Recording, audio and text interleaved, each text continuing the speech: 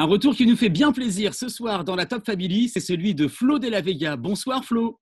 Salut tout le monde. Flo, on te reçoit aujourd'hui dans l'émission pour la sortie de l'album Rêveur Forever. C'était le 5 mars, un album en lien avec le besoin de changement de vie que tu as ressenti il y a quelques années. Qu'est-ce qui s'est passé pour toi, Flo, depuis l'arrêt des Frérots Della Vega?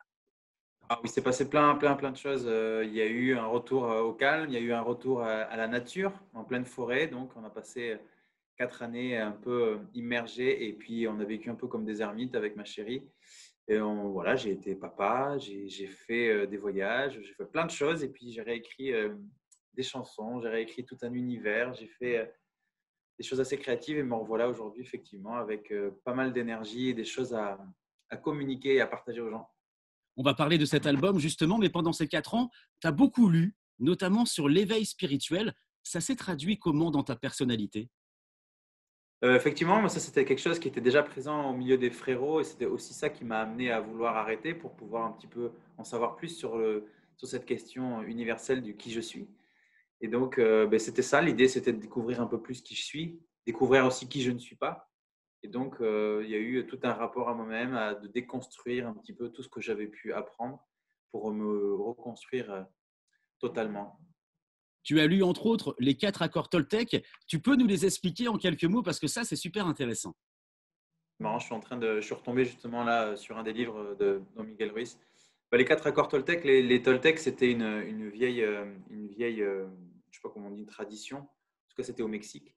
Et donc, les 4 accords Toltecs, c'est part du principe qu'en appliquant de nouveaux accords dans notre rapport aux autres et au monde, eh bien, quelque part, on assagit, on assainit, on devient plus libre et on devient plus créatif. Et donc, il y a le fait de ne pas juger l'autre et de ne pas prendre ce que l'autre nous dit comme quelque chose de personnel.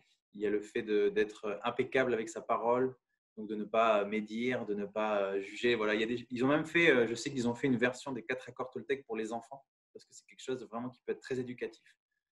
Et j'invite vraiment les gens justement à lire ça ou le livre de Eckhart Tolle qui est incroyable, moi qui m'a transformé, Le pouvoir du moment présent.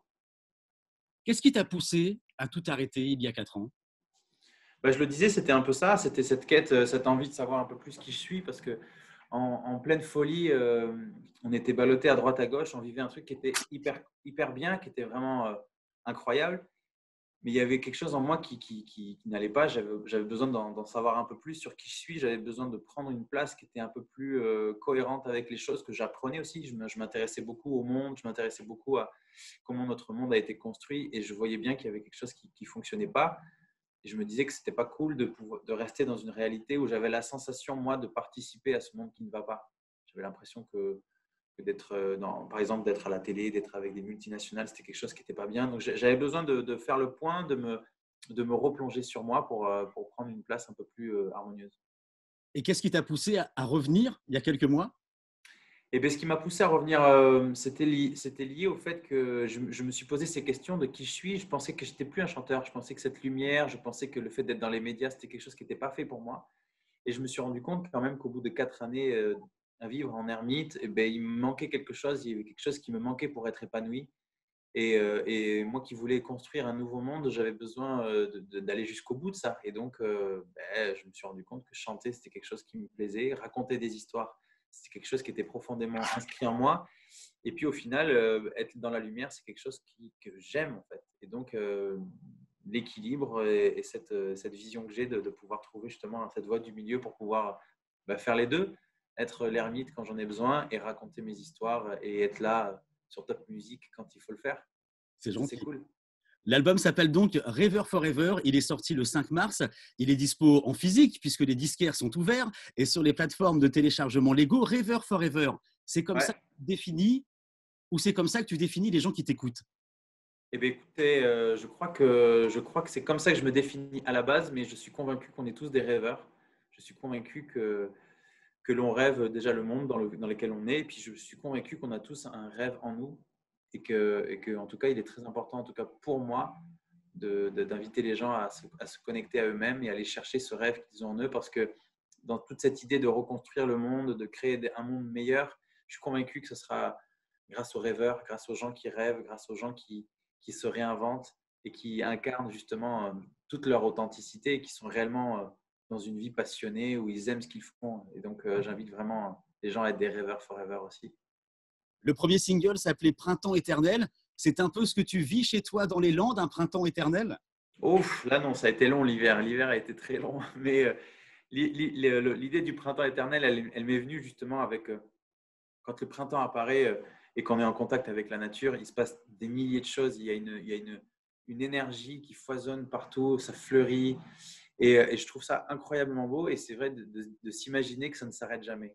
Il y avait l'idée aussi un petit peu métaphorique de renaître nous et de fleurir nous-mêmes et de grandir. Parce que j'aime beaucoup cette idée de justement d'avancer, de s'améliorer, de devenir une meilleure version de soi-même. Et je m'étais donc imaginé qu'une vie entière pouvait être remplie de cette énergie-là, d'avoir envie d'avancer, d'avoir envie de grandir, d'avoir envie de fleurir et d'être à chaque fois meilleur. Donc, printemps éternel, c'est un peu tout ça. S'il est un monde tout autour, et tout autour qui nous entend, pouvons nos rêves de toujours, et pour toujours nos rêves d'enfants. Moi je rêve qu'un jour tout autour de moi s'éveille un nouveau monde, un genre qu'on ne connaît pas. Moi je rêve qu'un jour tout au fond de toi s'éveillent tous les pouvoirs, les rêves qui dorment en toi. Tous les pouvoirs, les rêves qui dorment en toi. Il est un monde autour qui nous attend, où se dessinent nos rêves en plus grand. Comme si c'était écrit depuis la nuit des temps, un nouveau jour se lève, tout autour s'élève. Il est un monde autour qui nous attend, où se dessinent nos rêves en plus grand. Comme si c'était écrit depuis la nuit des temps, un nouveau jour se lève, un nouveau printemps éternel. Aïe, aïe. Il est un monde dont on ne reviendra jamais. Yeah, aïe. Yeah, aïe. Yeah, aïe. On sent le bonheur et on sent la joie quand tu chantes. Les sonorités de ce titre et tout l'album sont très reggae. Il y a des musiciens de ce courant qui t'ont plus inspiré que d'autres? Ouais, très clairement, moi je suis venu au reggae grâce à Manu Chao qui fait une espèce de forme de reggae un peu hybride, mais surtout les Wailers, Bob Marley, ça a fait beaucoup partie de mon enfance et c'est des choses que je réécoute tous les jours, tous les jours, tous les jours et dans ma façon de composer, c'est toujours avec ce rythme un peu comme ça. Et donc ça naît un petit peu autour de cette ambiance aussi très latine pour le coup parce que je suis influencé dans mon quotidien par l'Argentine. Ma chérie est argentine, ça parle espagnol tout le temps à la maison. Et donc, c'est tout ça qui fait partie de mon ambiance et qui fait qu'effectivement, il y a cette couleur un petit peu reggae. Au fond, qu'importe où je serai demain, il n'est qu'un seul rêve à mes yeux. Tant de destins et tellement de chemins, un seul instant sous les cieux. Et puis qu'importe si tout s'efface au fond de moi, oui je le sais, tout est écrit au plus profond de l'éther. S'il est un monde où tout s'efface, il est en moi une vérité, tant de rêves où j'entends jouer cette terre.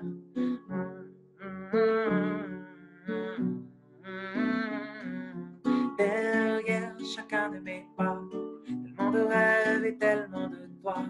Derrière chacun de mes pas, tellement de rêves de nous deux à la fois. Derrière chacun de mes pas, tellement de rêves et tellement de toi. Derrière chacun de mes pas, tellement de rêves de nous deux à la fois. Un peu de nous deux dans cette terre, un peu de nous deux dans ce rêve à deux. Un peu de nous deux dans cette terre, un peu de nous deux dans ce rêve à deux. Ça fait plaisir, Flo, de te voir chanter, de te voir discuter avec nous. On sent que tu es un homme serein, on sent que tu es un homme heureux, amoureux et un papa comblé aussi. Ça change quoi la paternité? Waouh, la paternité pour les jeunes parents ou les moins jeunes parents qui connaissent la réalité de parents, ils savent que c'est quelque chose de bouleversant, de très, très, très intense. En tout cas, tout dépend vraiment de l'enfant qu'on accueille. Nous, on a un enfant qui est intense et voilà, qui rend nos journées magiques, que ce soit dans le positif ou dans le négatif, parce qu'on sait très bien que quand on est parent, on peut pas, on peut pas espérer que ce soit que positif. Mais c'est très dur, c'est quelque chose de vraiment passionnant parce qu'on se remet constamment en question. Et puis moi qui suis dans cette quête justement d'en apprendre plus sur qui je suis et d'être une meilleure version de moi-même, je crois que mon fils, il n'y a pas meilleur enseignant, il n'y a pas meilleur maître spirituel. Donc ça, voilà, c'est quelque chose de bouleversant, mais voilà, ça éveille quelque chose en nous d'unique. L'amour qu'on peut ressentir pour un enfant, je crois que c'est quelque chose qui n'existait pas avant que ça arrive. Donc voilà. Tu sais déjà quel sera le troisième extrait de Rêveur Forever?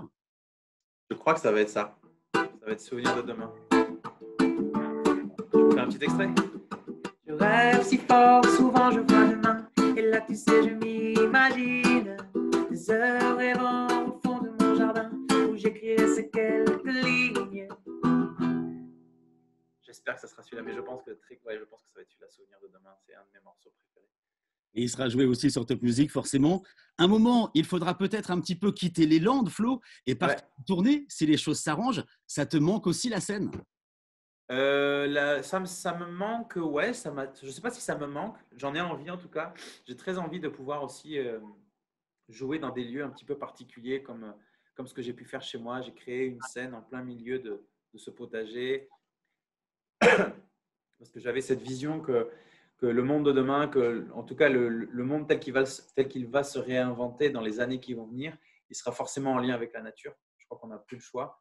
Et donc, je m'étais amusé à imaginer effectivement des tournées un petit peu particulières où j'irais jouer dans des lieux alternatifs, dans des lieux en pleine nature où justement il y aurait des scènes éphémères comme ça créées avec tout ce qu'on pourrait retrouver de récupération. Et donc, j'aimerais beaucoup pouvoir faire ça très prochainement. Et puis, j'aimerais aussi pouvoir redécouvrir des grandes salles, des petites salles, tout en fait. Ce sera dans quelques mois, on l'espère. Tu as Ouais. parlé de chez toi, tu as parlé de ton potager. J'ai vu que tu étais passionné de permaculture. Pour celles et ceux qui ne connaissent pas, tu peux nous expliquer ce que c'est la permaculture? Ouais, la permaculture, comment dire, c'est une méthodologie, c'est un mouvement un petit peu conceptuel qui a été créé il n'y a pas très longtemps par des Australiens, il me semble. Et la permaculture, ça reprend un petit peu tous les principes de la nature, par l'observation de la nature et tous les principes fondamentaux de la nature et même de l'univers, du cosmos, pour essayer de créer une réalité où on prenne soin de l'humain et on prenne soin de la biodiversité et de la nature. Et donc, c'est tout simplement reproduire des espèces de techniques pour cultiver ces légumes, mais aussi pour créer des maisons, des habitations, mais aussi pour éduquer, pour vivre ensemble au travers de la communication non violente. Donc, il y a vraiment, c'est toute une multitude de choses qui amènent justement à créer, je pense, une nouvelle réalité plus harmonieuse entre les humains et avec la nature. J'ai encore deux questions à te poser. Pour les auditeurs de Top Music, un petit message qui peut correspondre également peut-être au message de cet album quand on À l'écoute fond. dans son entièreté. Quel est ton message? Ouais, Top Music, moi j'aimerais beaucoup déjà venir vers chez vous, dans votre région. S'il y a des gens qui connaissent des lieux justement alternatifs, comme ça, des lieux en lien avec la permaculture ou tout simplement avec la nature ou avec l'humain, ben, contactez-moi, contactez Top Music. Ça serait génial qu'on puisse faire des choses ensemble et qu'on puisse se retrouver là-bas et puis parler de nos rêves. Et puis pourquoi pas planter des rêves ensemble. Moi, j'adorerais qu'on puisse faire ça. Et pour ceux qui me découvrent, ben, n'hésitez pas à aller chercher sur Internet tout l'album. Et puis voilà, je vous souhaite à tous de vous connecter à qui vous êtes. Je crois que c'est le plus beau cadeau que vous pouvez vous faire et que vous pouvez faire au monde.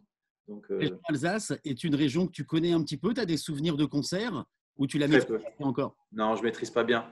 J'avoue qu'à chaque fois, quand on fait des concerts, malheureusement, c'était toujours trop furtif. Et c'est aussi ça, ma nouvelle volonté avec ce projet, c'est de pouvoir aller faire des concerts, mais pouvoir justement aller visiter des lieux. C'est pour ça que je fais des appels un petit peu comme ça, pour justement aller découvrir des endroits magiques qui existent. Et puis pouvoir aussi euh, attirer les gens qui me suivent, qui ne connaissent peut-être pas ce monde de la permaculture, ou en tout cas, même si ce n'est pas la permaculture, ce monde de la nature, où on peut créer de belles choses ensemble. Donc, j'ai très envie de pouvoir justement créer des ponts. Et ben, vous retrouvez Flo de la Vega sur les réseaux et aussi sur l'album Rêveur Forever, sorti le 5 mars. Merci d'avoir été avec nous, Flo. Avec plaisir. À bientôt.